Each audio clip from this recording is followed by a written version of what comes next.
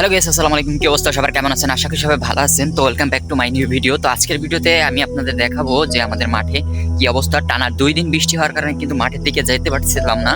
তো আজকে আমি আপনাদেরকে আমাদের মাঠটা ঘুরে দেখাবো আর কি কি সবজি লাগাইছি সেটাও কিন্তু এই ভিডিওর মাধ্যমে তুলে ধরার চেষ্টা করব। তো এটা হচ্ছে আমাদের গ্রামের একটি ডিপ টিউবওয়েল, তো যেখান থেকে আমরা সেচ প্রদান করে থাকি।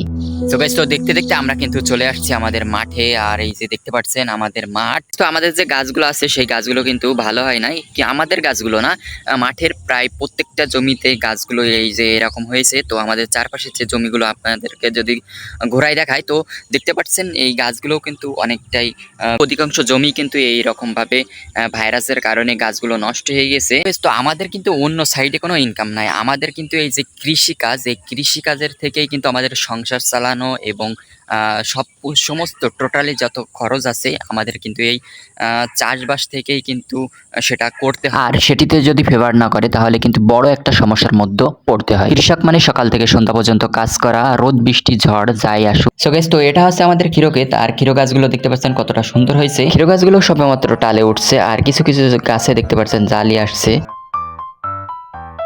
তো এটা দেখতে পাচ্ছেন, এটা হচ্ছে লাউয়ের ক্ষেত। তো গাইস, তো এখন আমি যাব হচ্ছে আমাদের যে মাঠের একটা রাস্তা আছে সেটি করতেছে।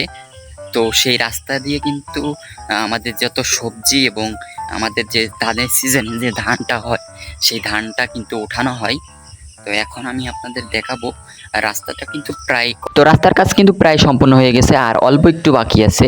তো দেখতে পাচ্ছেন এই পাশে দেখতে পাচ্ছেন অনেকটা কাদা, আর এটুকু রাস্তা করলে কিন্তু শেষ হয়ে যাবে।